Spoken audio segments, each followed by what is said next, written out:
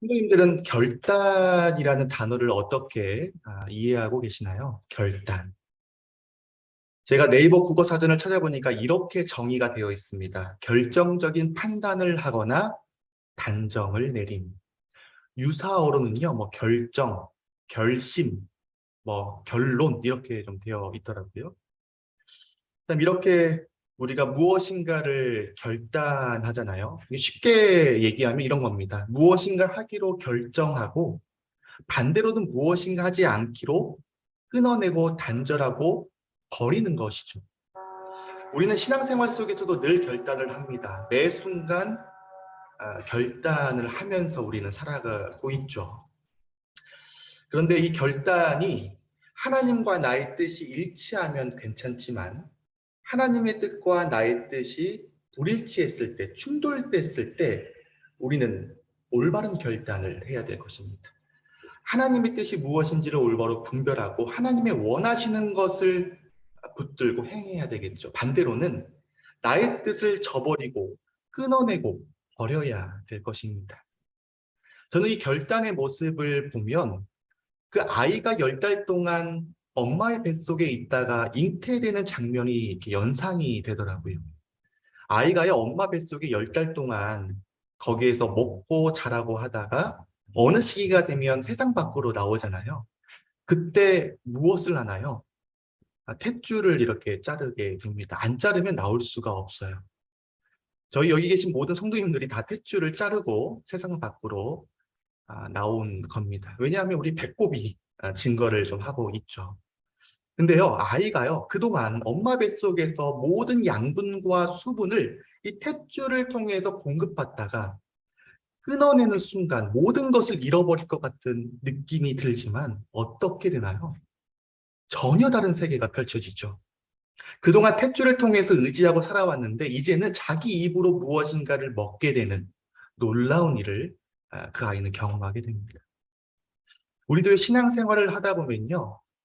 너무나 현실이 두렵고 너무나 걱정이 되어서 그것들을 저버리고 무시하고 버려내면 무엇인가 큰 일이 날 것처럼 두려움이 휩싸이지만 실제로 하나님이 원하시는 것을 결단함으로써 행하게 되면 어떤 일이 펼쳐지나요? 놀라운 일이 우리 가운데 있는 걸 볼 수가 있죠. 세상이 줄 수 없는 하나님만이 줄 수 있는 행복과 평안과 기쁨을 온전히 누릴 수 있게 됩니다. 오늘 함께 나눌 말씀은 창세기 17장입니다.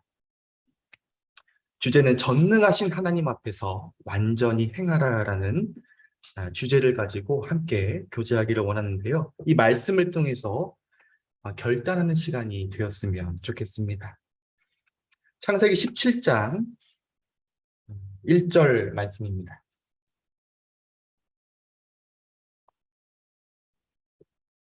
1절입니다. 아브라함이 99세 때에 여호와께서 아브라함에게 나타나서 그에게 이르시되 나는 전능한 하나님이라. 너는 내 앞에서 행하여 완전하라. 하나님께서 아브라함의 나이 99세에 그에게 나타나셨습니다. 그가 하나님이 나타나심을 알아차릴 만한 어떤 강한 인재가 그에게 임한 것입니다. 16장의 마지막에 하갈이 이스마엘을 낳았을 그때가 아브라함의 나이가 86세였기 때문에 지금 13년 만에 하나님이 그에게 나타나신 겁니다.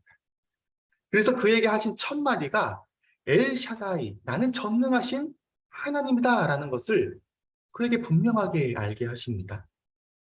왜 이렇게 말씀하셨을까? 그것은 아브라함의 믿음의 상태와 연관이 되어 있죠. 저희가 앞장 16장에 아브라함이 하나님의 언약의 약속의 말씀을 온전히 붙들고 인내하며 기다렸어야 했는데 기다리지 못했죠. 그가 자신의 육체적인 몸, 어떤 현실적인 벽 앞에서 하갈이라는 여인을 통해 이스마엘을 낳게 되잖아요. 이것은요, 하나님의 뜻이 아니었습니다. 자신의 생각이 들어갔고 인간적인 방법으로 행한 일이었죠. 그 결과가 어땠습니까? 모두가 불행했죠. 그들은 행복하려고 선택했고 행한 일이었는데 아브람, 사레, 하갈 이 모두는 불행한 어떤 결과를 초래한 것들을 우리가 앞장을 통해서 볼 수가 있었습니다. 그러한 아브라함에게 그 연약한 믿음을 가지고 있던 아브라함에게 나타나서 나는 전능한 하나님이라 라고 그에게 강력하게 말씀을 하십니다. 우리는 하나님의 전능하심을 믿고 있습니까? 하나님의 전능하심을 말입니다. 하나님께서는요, 약속을 주시고 이루시는 분이십니다. 그러한 전능함을 가지고 계신데 우리가 혹 어떤 생각의 범위 안에 하나님의 능력을 제한하고 있지는 않은지 다시 한번 생각해 볼 필요가 있습니다. 하나님은 전능하신 분이십니다. 이렇게 아브라함에게 전능하신 하나님임을 말씀하시면서 이어서 어떻게 행하라고 하시냐면 너는 내 앞에서 행하여 완전하라. 이 완전이라는 단어가요, 사람에게 어울리나요? 이 완전. 흠이 없는, 부족함이 없는 이 완전. 사람은요, 누구나 불완전합니다. 우리가 어떤 사람을 봤을 때, 어떻게 저 사람은 이렇게 살아갈 수가 있지? 완전해 보일 뿐이지요. 그 사람도 부족한 흠이 있습니다. 사람은 완전할 수 없는 것이죠. 그런데 하나님께서는 아브라함을 향해서 왜 완전히 행하라고 하셨을까? 이것은요, 자신의 어떤 힘과 능력을 가지고 완전하라는 말이 아니라 나를 믿는, 전능하신 하나님을 믿는 믿음 안에서 행하라라는 의미입니다. 우리가 빌립보서 4장 13절 말씀 보면 내게 능력 주시는 자 안에서 내가 모든 것을 할 수 있느니라. 할 수 있는 것은 능력 주시는 자 안에서 있기 때문에 가능한 일입니다. 무능이 아니라 완전해질 수가 있다는 것이죠. 또 우리가 잘 알고 있는 시편 23편 1절에 보면 여호와는 나의 목자시니 내게 부족함이 없으리로다. 부족함이 없는 것입니다. 왜냐하면 나의 목자 되신 그분이 전능하신 하나님이시기 때문에. 때로는 막대기로 지팡이로 나를 안위하시고 지키시고 나아갈 바를 인도하시고 보일 바를 보이시면서 나를 이끄시는 그분이 전능하신 하나님이시기 때문에 부족함이 없다라고 이야기를 하는 것이죠. 이거는 믿음을 가진 사람이 외쳐야 할 어떤 강한 어떤 사자우 같은 느낌입니다. 이렇게 하나님은요, 아브라함에게 전능하신 하나님을 알게 하시고 내 앞에서 완전히 행하라고 명하시면서 2절을 한번 보면요, 이렇게 말씀하세요.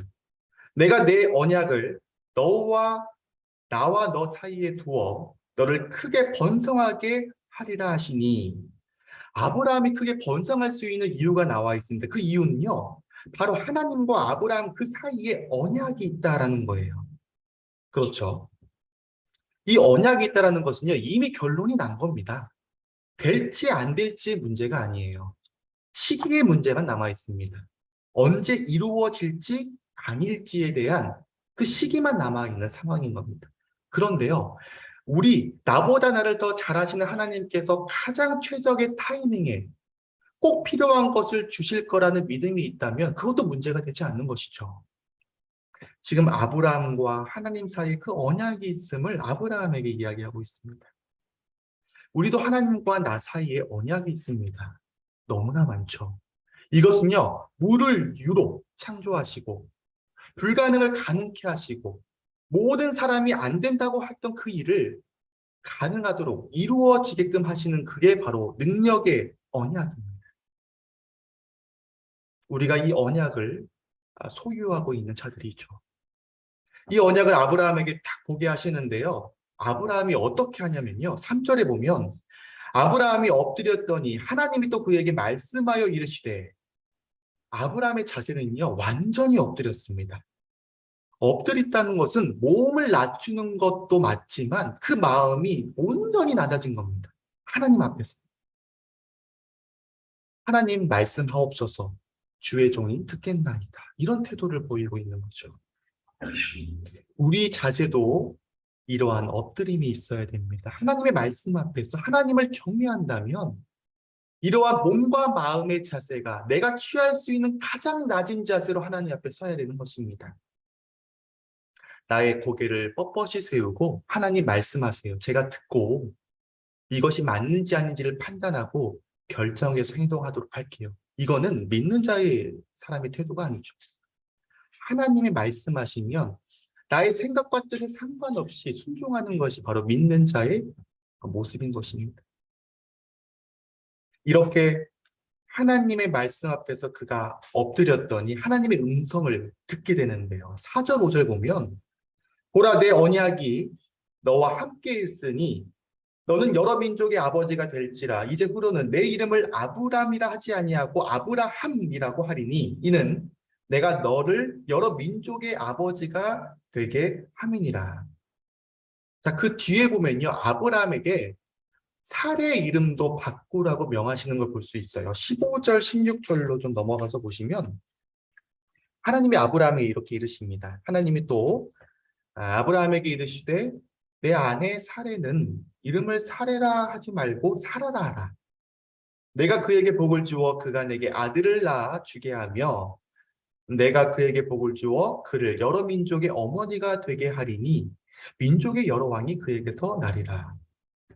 하나님께서 아브라함의 이름을 바꿔주시죠.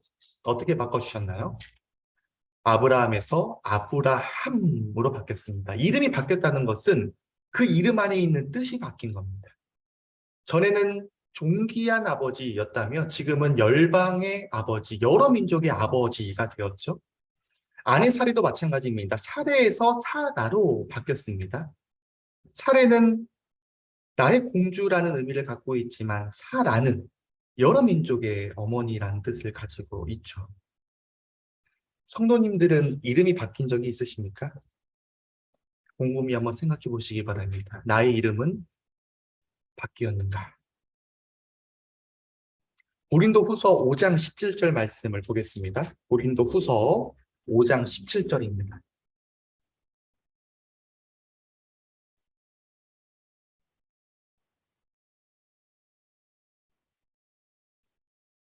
고린도후서 5장 17절입니다. 그런즉 누구든지 그리스도 안에 있으면 새로운 피조물이라. 이전 것은 지나갔으니 보라 새 것이 되었도다. 우리는 그리스도 안에 있으면요 새로운 피조물입니다. 새로운 피조물은 다시 태어난 거죠. 거듭난 겁니다. 이전과는 전혀 다른 새로운 사람이 된 것입니다. 이것은 이름이 바뀌었다라는 것이죠. 세상 사람들이 우리를 향해서 무엇이라고 하나요? 어떻게 부릅니까? 그리스도인이라고 합니다. 이 그리스도인은 그리스도에 속한 사람이란 뜻이죠. 반대로는 어떻게 됩니까? 반대로. 세상 사람이죠. 세상에 속한 사람입니다. 정확히는 사단과 마귀에게 속한 사람일 겁니다. 우리는 그리스도인이죠. 그리고 그 뒤에 지금의 이름이 붙게 됩니다. 누군가에게는 두 글자, 누군가에게는 세 글자, 네 글자가 되겠죠. 근데 놀랍게도요, 그리스도인 다음에 이름이 붙게 되면요, 그의 삶의 이름이 바뀌게 되는 것을 볼 수가 있습니다. 그리스도인, 저도 마찬가지죠. 조성실과 그냥 조성실은 다른 겁니다. 제 이름이 이제 성님도 아시다시피 조성실이잖아요. 한글은 아닙니다. 한자어거든요. 이룰성자의 열매실입니다. 부모님께서 지어주셨는데 아버지가 지어주셨는지 어머니가 지어주셨는지 제가 물어보진 않아가지고 잘 모르겠습니다. 아마 상의하셔서 지어주신 이름이겠죠? 그 뜻은 이렇습니다. 세상에 많은 열매를 맺어라 라고 해서 지어주신 이름이에요. 근데 잠시 생각해 보면요. 제가 만약에 구원받지 않았다고 한다면 세상에 얼마나 많은 열매를 맺고 다녔겠습니까? 상상해서 끔찍하더라고요. 그런데 주님께로 돌아오고 주님을 믿고 그리스도인이 됨으로써 우리가 잘 알고 있는 성령의 열매, 사랑, 희락, 화평, 오래 참음, 자비, 양성 이런 어떤 열매들을 맺게 되는 사람이 된 것이죠.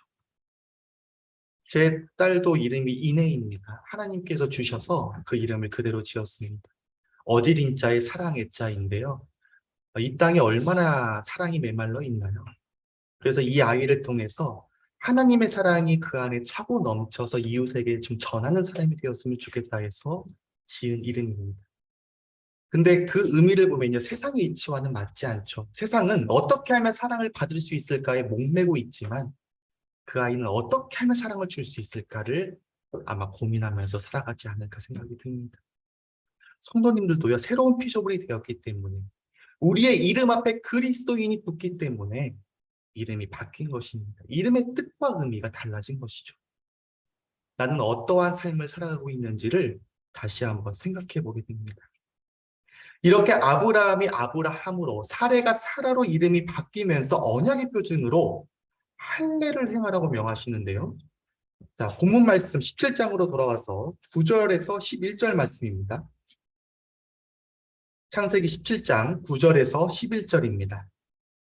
하나님이 또 아브라함에게 이르시되 그런즉 너는 내 언약을 지키고 내 후손도 대대로 지키라. 너희 중 남자는 다 할례를 받으라. 이것이 나와 너희와 너희 후손 사이에 지킬 내 언약이니라. 너희는 포피를 베어라. 이것이 나와 너희 사이의 언약의 표징이니라. 할례는 표피를 베는 거잖아요. 몸의 일부를 잘라내는 겁니다. 근데 그 몸의 일부가 생명을 상징하고 있는 굉장히 중요한 기관이죠. 그것을 잘라냈다라는 것은 어떻게 보면 육체적인 죽음을 의미하고 있고요. 다시는 내가 육적인 어떤 욕망으로, 욕구로 살아가지 않고 하나님께서 주신 언약을 믿는 믿음으로 살아가겠습니다라는 선언과도 같습니다. 그래서 지워지지 않는 그 흔적을 바라볼 때마다 내가 어떻게 살아야 하는지 나의 정체성을 다시 한번 되새기게 되는 것이죠. 그렇다면 신약의 그리스도인은 할례를 받았습니까? 저희도 할례를 받았습니다. 골로새서 2장 11절 말씀을 보면요. 이렇게 말씀하고 계십니다.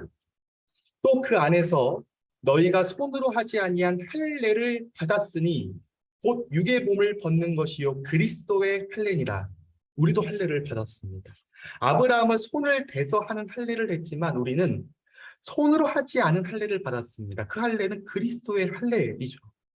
그 다음 절을 보시면 그 할례의 의미가 나와 있습니다. 12절 보면 너희가 세례로 그리스도와 함께 장사되고 또 죽은 자들 가운데서 그를 일으키신 하나님의 역사를 믿음으로 말미암아 그 안에서 함께 일으키심을 받았느니라.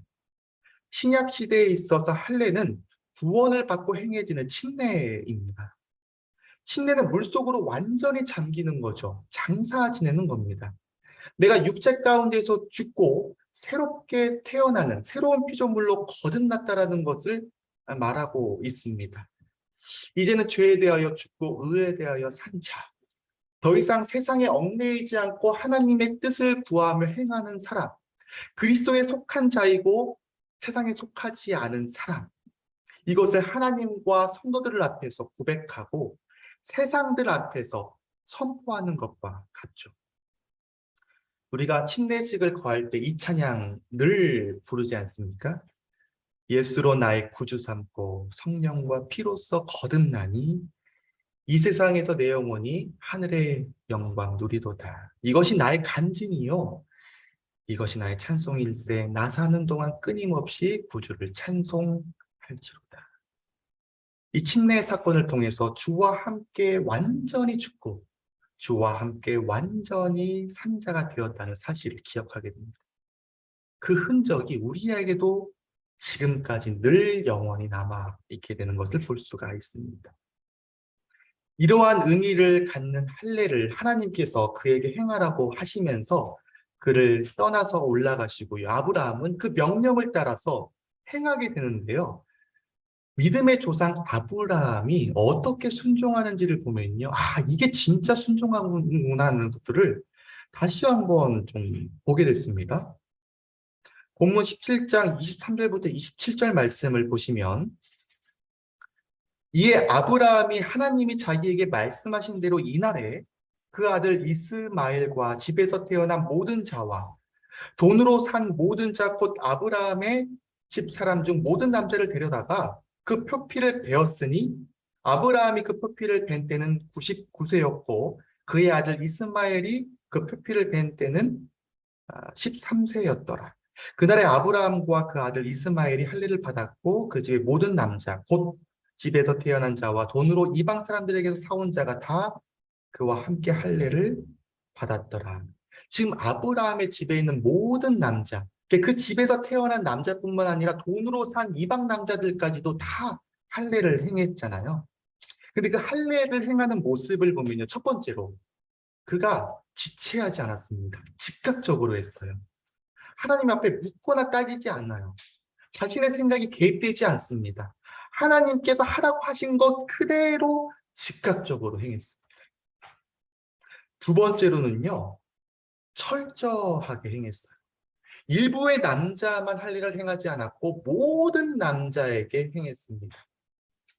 우리가 무엇인가 하나님의 명령 앞에서 할 때, 무엇인가 행동할 때, 이 정도면 되지 않아? 나의 수준으로 만족하는 것이 아니죠.